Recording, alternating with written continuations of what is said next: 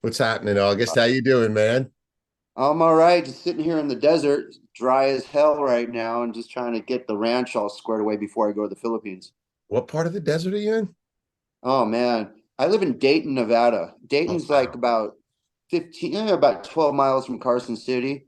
Okay. So I've got my factory, my Yeah. ink making factory in Carson City, Right. but I kind of like the rurals. I got 10 acres out here and a duck pond and an orchard and all that stuff. That's So all, it's definitely a different lifestyle for sure. man. Um, Dude, I wanted it was so wild seeing two cultures cross.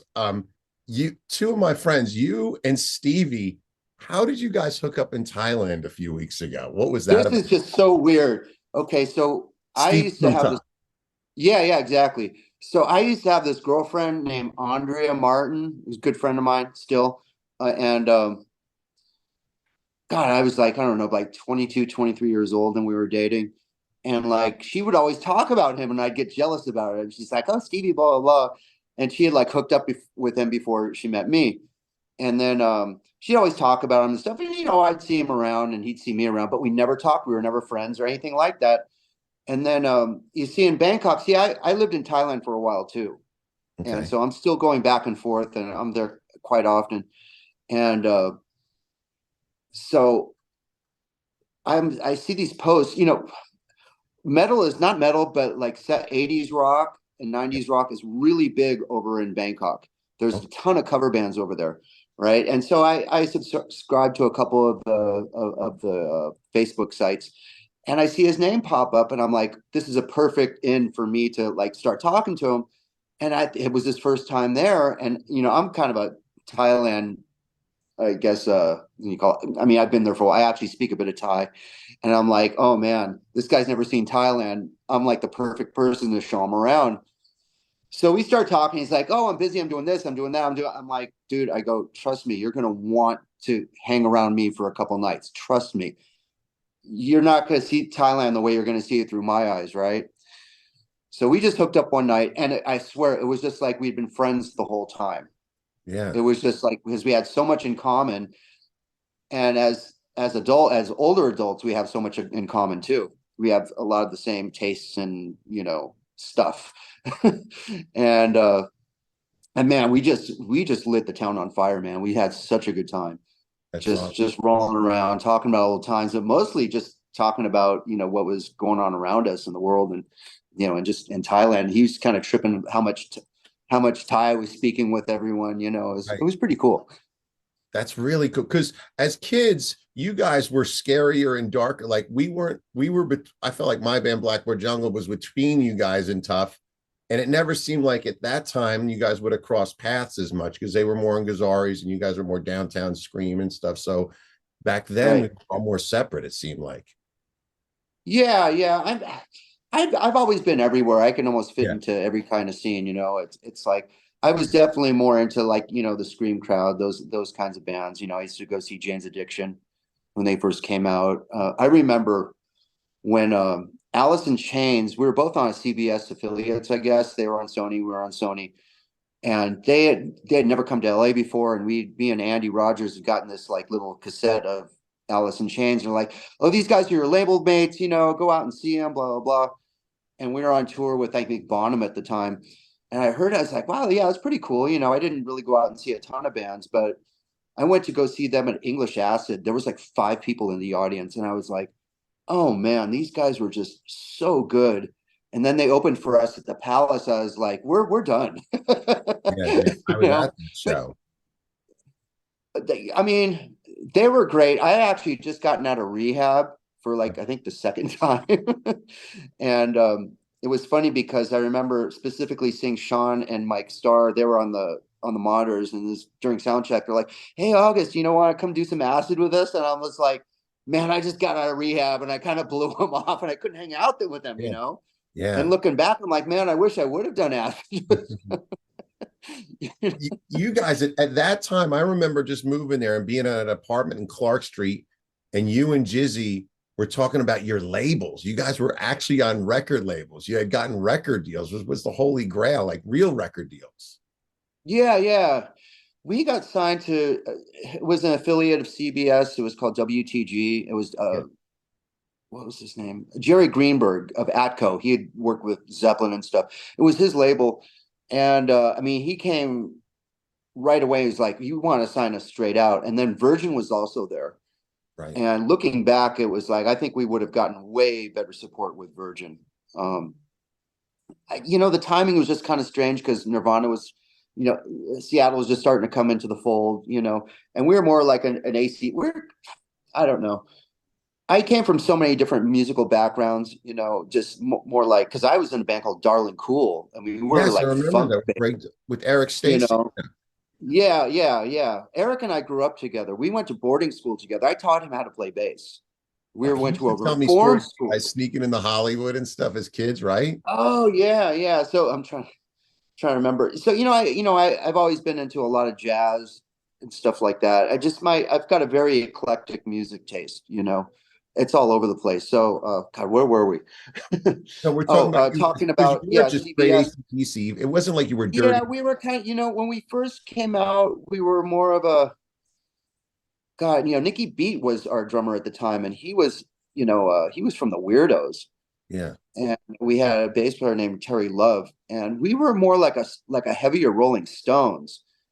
And then the guys in the band kind of want to go more AC/DC. And we originally had Andy Johns producing our demo. He was going to produce our album, Oh and wow. I actually preferred the sound of our demos because they weren't even so much AC/DC like. They were kind of more, a little more like AC/DC Stones, Cinderella like. Putting Yeah. more different types of instrumentation into it.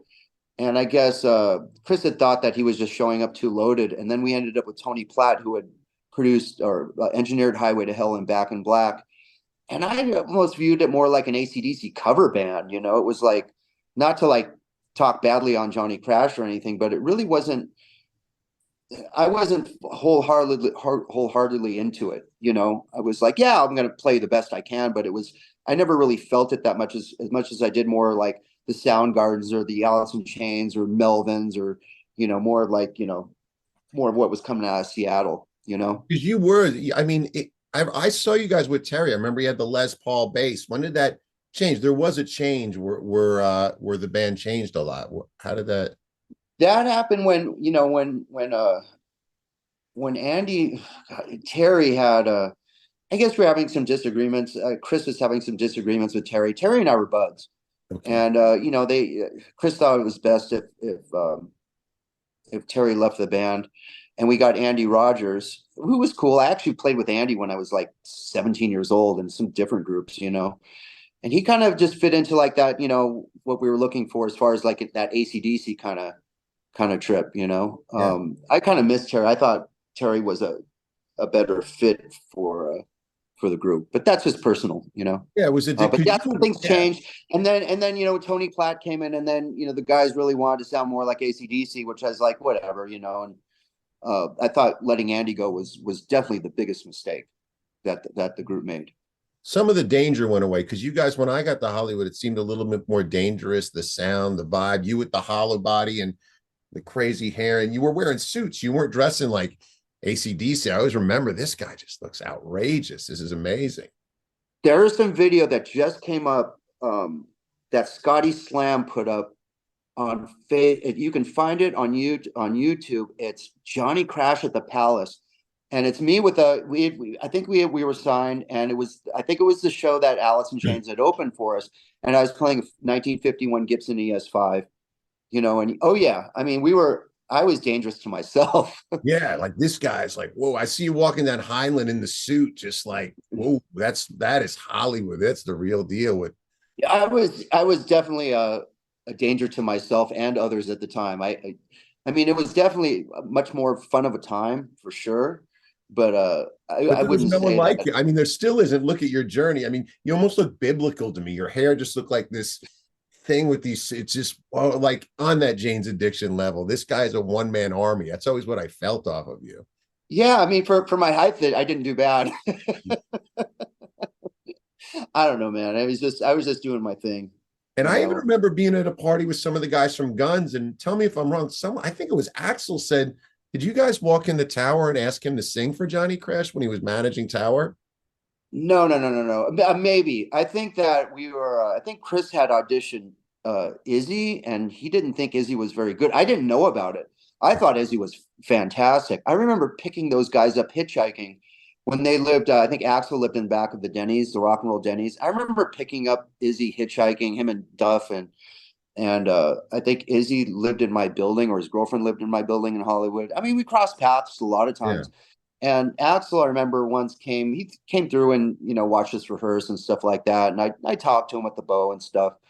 But our bands, we didn't cross paths that often. I mean, we were definitely aware of each other.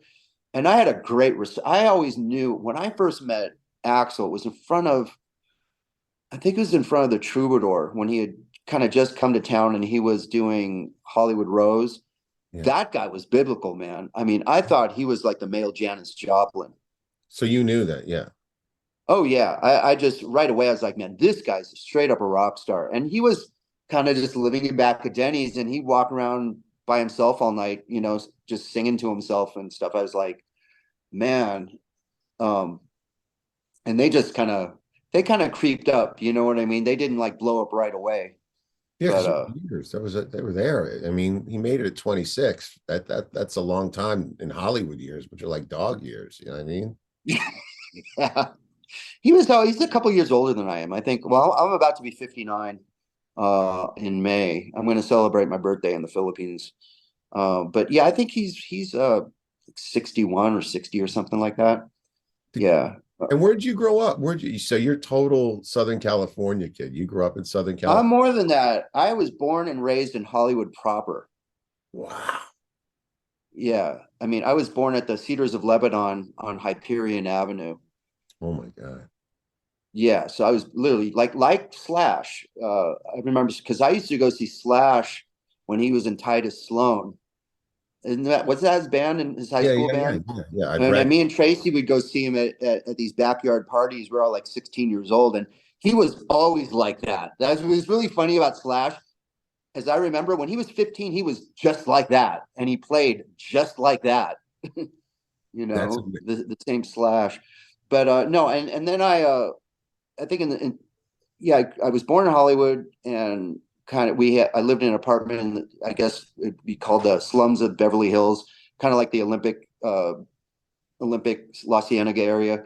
And then when I was about 10, we moved to Studio City. We lived there for a really long time. And that's when I went to boarding school with Eric and stuff like that. But then, I came back to Hollywood around 81. Chris and I were living together in an apartment on Poinsettia. We were about 17 or 18 years old. And wow. that's when we had many incarnations of different bands together. We had a band called Dirty Lover, and we used to gig with Poison and stuff like that. And yeah, I mean, and then Darling Cool. And then after Darling Cool, we had, Chris and I had World War III. And the first incarnation of that was Johnny B. Frank and Danny Stagg. Wow. And then I had joined World War III with Mandy Lyon. And Mandy, I think, was 17 years old at the time. And I think that band and Skip Gillette was on drums. I don't know if you know who Skip Gillette is. Skip Gillette played with Ronnie Montrose for a while. Okay. And he was like 10 years older than us. We're still friends. He's like 70 years old and lives out in Spanish Springs. Uh, and then eventually we kind of got it. I was in Darling Cool, and then Chris was like, "Oh, why don't you just do this more AC/DC kind of thing with me?" And then it became Johnny Crash. We didn't have a vocalist, and then Tracy Guns suggested Vicky James Wright, From and that's Tokyo how that Blade. came Is it together. Tokyo Blade? Was that where he's from? Tokyo Blade. Wow. So you got that's crazy. And then so you play with some Titan singers and but going back to World War III, Mandy was another one that would just creature that would just go around LA in the full leather and the full hat when I got there. It was another scary guy. He still does. Now it I might be mean, weird. Then it was scary. Then it was like some dark, but he was the pre-dark man. last time I saw him, maybe it was about 8 or 9 years ago. He still has the same belt buckle. He's a lot bigger, and he's kind of a martial arts guy. You Okay. know, he's always been real straight edge. I don't think he's ever done a drug or smoked a cigarette in his life. Um, but Mandy was cool. He had a hell of a voice. At that time, it was even a little too metal for me. Yeah. You know, I sent you a photo of the World War III. You I think did. you That's a yeah. you taught the It guy. was a cool bit, huh? You had taught the guy to play bass, I think. I was just reading some stuff on the photo too. Yeah. I don't remember. No, no, Tony knew how to play a little bit. He Okay. was the coolest looking guy in the band for Okay, that's sure. I liked him. He died. I think he was always walking around with a respirator and was he Tony kind in of Radio suffocated. Babylon? I don't know. I Okay. don't remember where he came from. I used to like hanging out with him. Was he from You know, we Monty? used to have parties at my house, and he was just the coolest guy to hang out with. And he had a tattoo, which I thought was like the coolest thing in the world. You know, I didn't have Yeah. any. I mean, I didn't get my first tattoo till I was 29 years old, and it's so funny because my business is about tattoos because I manufacture ink for tattoo artists. My company's called Bloodline and Skin Candy. All those, you know, UV inks that you see, those UV tattoos. That's all my stuff. It's amazing. I'm not a tattoo guy. I mean, I've one from when I was a kid at, 16, one mother, please. But the vibrancy of them is insane. How'd you get into that?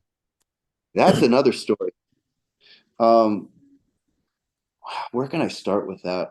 Because it's not like a I little, was it's a big thing. I love what you do. Yeah. Yeah, well, you know, it's okay. So this was after Johnny Crash, of course, and then I was living back in LA, and I was having some substance problems still lingering, you know, but I'd gotten in the program and I gotten clean, and then I moved to San Francisco. I didn't really have any money, you know. My pop was helping me out a little bit. He gave me a little, you know, a couple $100 every week to survive on, and I was, believe it or not, a bicycle messenger in San Francisco.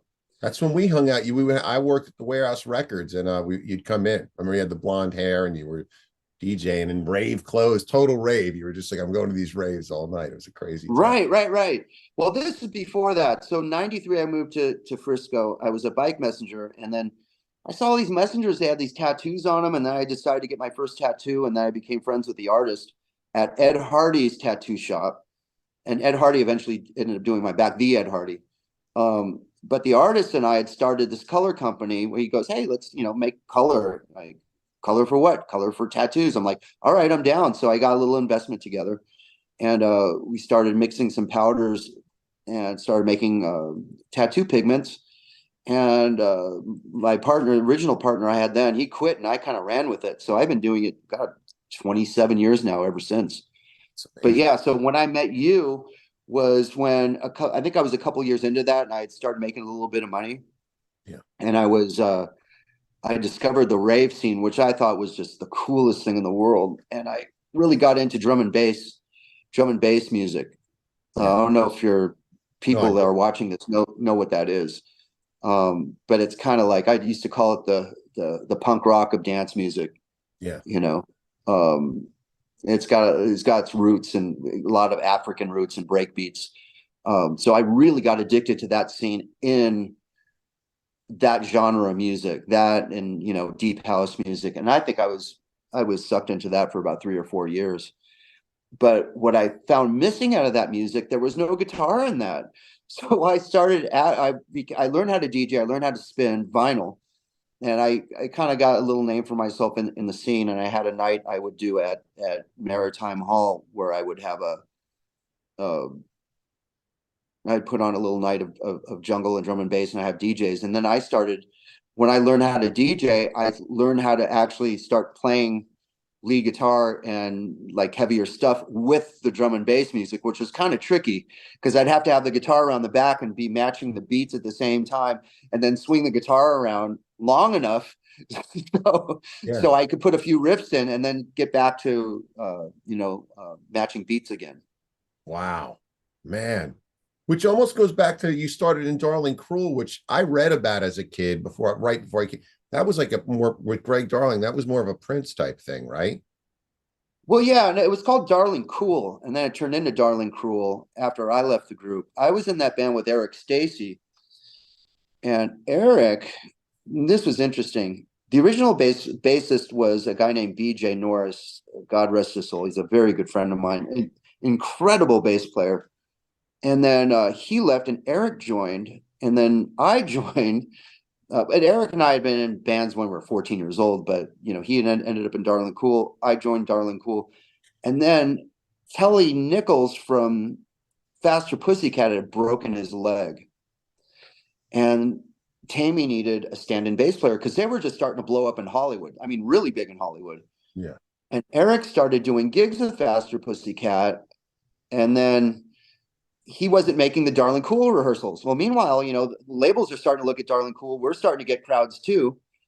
And Eric eventually left because, of course, Pussycat got signed and they needed a bass player. And, what are you going to do? I would have done the same thing. I'm like, hell, Yeah. I'm going to be in Pussycat over Darling Cool. No problem. So then we had to get I forget what bass player we got after Eric. But yeah, so that was Darling Cool. We parted ways, and then I ended up in Johnny Crash.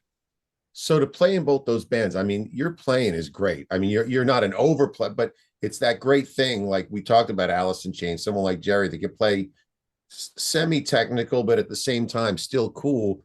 How did you develop your playing as a kid? What really separated you and made you develop your voice? Oh man, listening, having an eclectic taste in music. A lot of jazz, George Benson. I mean, I listened to a lot of Frank Marino, Mahogany Rush. I listened to a lot. What did I listen to as a kid? A lot of folk music, a lot of acoustic stuff, a lot of big band music. Kind of what I listen to now. I mean, I listen to a lot of Miles still. I mean, as far as rock bands, I listen to groups like 11, Alan Johannes, who is if nobody's ever heard of them, I highly recommend. They came in around the grunge scene, but they would write for Chris Cornell. Alan Johannes also. He was in that whole desert rock scene with Queens of the Stone Age, stuff like that.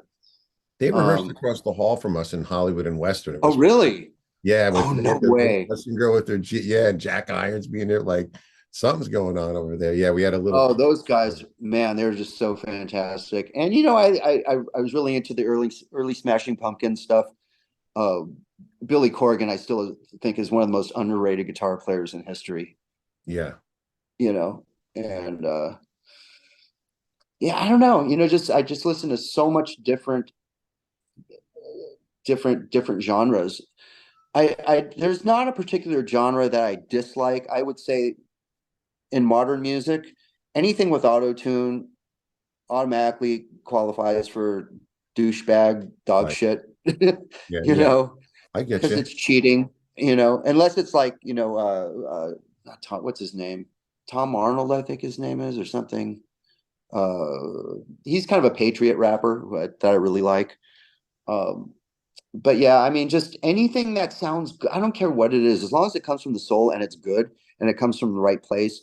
I'm listening to it. I don't care if it's country, funk, punk, whatever. Is if it's quality, and you could tell it was well crafted. I'm into it. Yeah.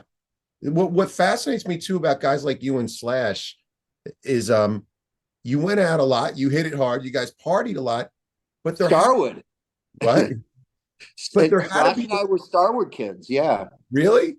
Yeah. That's not to get off, but I do want to talk about the Starwood for a second. Oh, So you the gotta. first club that I started hanging out in when I was a kid was the Starwood. I started going when I was 15 years old. And I think the first band I saw there was Bad Axe. And then I would go see Quiet Riot every weekend with Randy Rhoads. Wow.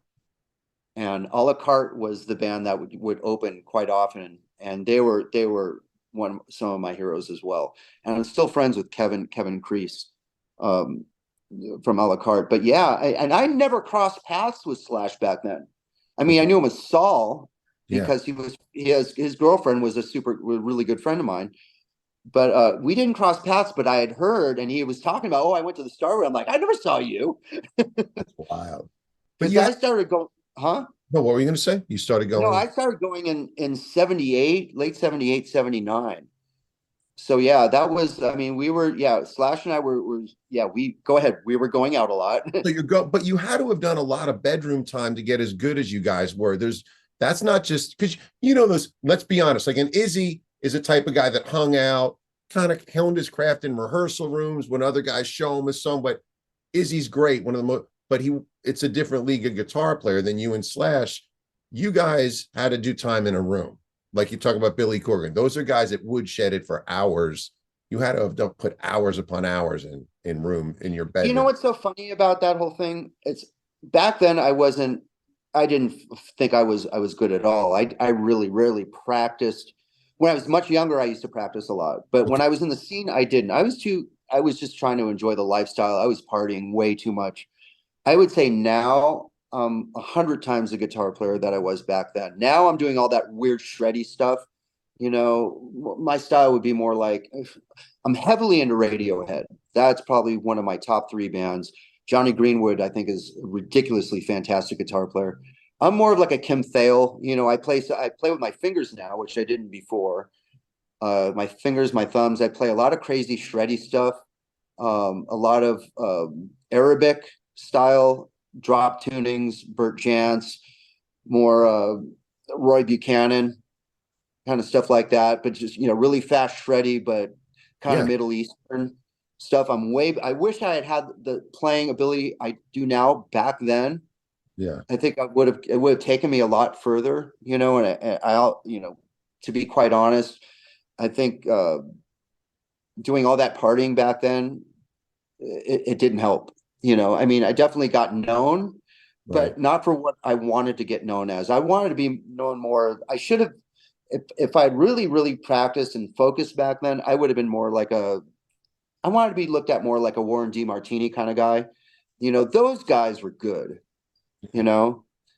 Um, But you had a window, Slash. so a bedroom window before you did do as a kid, a window where you really learned your Oh rudiments yeah, too, I you know? had to. Yeah. Yeah. No, no, no. I'd say up until I was about, I think after Darling Cool, that's when I stopped, I mean, but everybody was partying so much back then, Yeah. you know. I One of my mean, best friends is Jeff from the Pumpkins, the other guitar player in Smashing Pumpkins. And he actually says right now that playing is the new punk rock, being able to play like Steve Vai or Joe Satriani or just he's shredding on the guitar. He's like, I'd rather listen to Paul Gilbert just eat up the oh guitar. yeah. You know what I mean? Oh yeah. Oh, Satriani. We did a show with Joe Satriani, I remember. But oh yeah, you know what? So you're friends that I would love to talk to him sometime. I mean, I'm always watching Billy's YouTube videos. I got one of his he suggested the Line 6 HX effects I'm absolutely addicted to. I use his pickups, I mean everything. It's just, and the more I listen to Billy, I'm like, man, I mean, he was really onto something Yeah. back then, Yeah. you know. I mean, no, and his big hero was Tony Iommi, Yeah. Yeah. and I mean, you could just hear it, and it just still shocks me how he's not in the top like five players, rock players of all time, you Right. know. And they weren't afraid of metal back then. That's what was cool. They were embracing Priest and everything. They've never denied it. You know what I mean? What they're into, this apocalyptic metal that they play under, now they're just this machine that just sounds huge. Oh yeah, even Buzz from the Melvins, I mean, he wears that heavy metal badge, his on his Les Paul, he's got the Kiss sticker, the whole thing. Yeah. Those guys, if they I mean, it came from metal, obviously. They just put a different facet to it, they kind of twist it in a different direction and add some different cachet to it. A little more punk rock to it, a little darker, a different bend to it. you know that's why I listen to Johnny Greenwood so much. Yeah, Radiohead wasn't metal, but Right. if you go through their catalog, they hit every genre of music and they're legit with it. I mean, they're so good. Yeah. They commit to what they did. And Jeff actually says they were committed, whether they're going to play theaters or stadiums, they were ready to go. This is what we're going to do as they grew out of, grew into something more than just their songs. They just became this thing. Yeah, yeah. And what's weird about Radiohead, when some of their older stuff, you listen to something like Planet Telex, and you hear like little threads of Zeppelin, you hear little threads of Beatles, you hear little threads of like all of these crazy bands, but they only give you like in a blink of an eye, they give you like 3 seconds of it to go, hey, I heard that, and oh no, no, no, no, no, no. They do that to kind of rope you in, and reel you in, Yeah. You like know, these neuro associations. it's so true. It's so true. It's a probably a template Zeppelin wrote. You know what I mean? Just where the music speaks more than big choruses and stuff. So who's in? Okay, so Jeff is in Smashing Pumpkins. Jeff who? Because oh wait, I'm looking Jeff at that Farrah Schroeder. Fawcett. Jeff Schroeder. Jeff Jeff Schroeder. who? Jeff Schroeder. He's been in for the Is past like he? 17 years. Oh, okay, yeah. Okay, that's who plays with him now. Yeah. What other He bands was he goes in? back in the band. They have a triple guitar assault now. Yeah. I saw that. I saw that. Jeff actually I does don't the know. theme song for the show. I'll have to send it to you. It's pretty cool. He did like the Satriani thing to open the show every week. It's pretty cool. Really? Yeah. I did see one video with three guitar players. I mean, it's great. Don't get me wrong. I don't, disrespect anything that Billy does, even if I don't like it. Yeah. Um, I just, some of those first concerts, man, Yeah. like, the Siamese Dream tour, you Yeah. know, Dish, that whole record, Drown, songs like that are like, uh, you just can't, there's nothing compares to that. I mean, just the The next energy. the next time you're around and they play, we'll go together somewhere when you're in the United States, or if you're and they're touring with Jane's Addiction. They're in Australia now. I saw them at the Bowl, and I'm telling you, they crush. I've seen them since I saw their first show at English Acid. They crush now more than ever. It's just a big wall of guitar. It's pretty cool. Oh, I believe you. I mean, I don't think that Billy Corgan would let anything slip. You know what I mean? Yeah. Just he is just such a tech head. You know what I mean? Yeah. It's just there's no way he's going to go out there and do something that's shit. I mean, even if it's six guitars, he'll make it work. You got to check out the cover they're doing. It's the Talking Heads. What's that song? You may ask yourself as the trains go up. It's insane. It's insane, and the solo is insane. It's really cool. It's that Yeah. art metal. But so looking back, isn't it weird that we've survived this? So many people didn't survive what we went through. Isn't it crazy? Yeah, or they got fat and sloppy, Exactly. you You either know. survived or you just tapped out. What do you think the key to the journey It, is? it's work, as aging is not for sissies. Mm-mm. Especially out here where I live. I mean, I got to fight, goat heads and just I mean, we fight the elements here on a daily basis. And personally, I swim 7 days a week. That's my thing now. Okay. Yeah, I'm a swimmer. And yeah, I think Stevie, he works out a lot. I mean, Yeah. he's real buff. Yeah. That's it, man. I mean, you got you gotta keep going, It's just one of those things. You gotta do something every day to keep your mind going, whether it's fitness. I mean, I make sure I work every day, even though I don't like it. Yeah. You just got to keep your mind active, And you're and traveling, you're doing all this stuff. I mean, it's you're so vibrant and alive as you look at what you do. yeah, I don't even drink beer. I mean, I don't smoke cigarettes. I don't do anything. I mean, I think my vice is girls. That's my Yeah. thing. As in Philippines, they call me babaero, There you go. playboy. I do have a serious girlfriend, but I definitely and she knows I'm kind of a player too, but she lets me get away with it as long as I go back to her. you know. But that's my thing. You got to have one vice. That and sugar, I think, is my thing. Yeah. I mean, to survive, I don't do any. I told someone once I could fuck up water, and I went to the dentist. I went to the dentist, and she said you got to stop chewing ice. I said I officially fucked up water. You know what I mean? You're right, right. I, Yeah, but you look super young, man. I mean, what do you do to stay in shape? it's the same as you. Just it's taking out all that stuff and DJ. Like I say, music will make you old and keep you young. I mean, you got to eat right. Young girlfriend. My girlfriend's 32. That's probably something that Same as mine at Yeah, 31. Yeah. they actually. I saw your look similar look. People think she. Philippine? You got a Filipino girlfriend? No, my girlfriend's Latin, but people think she's my daughter. So it's Oh.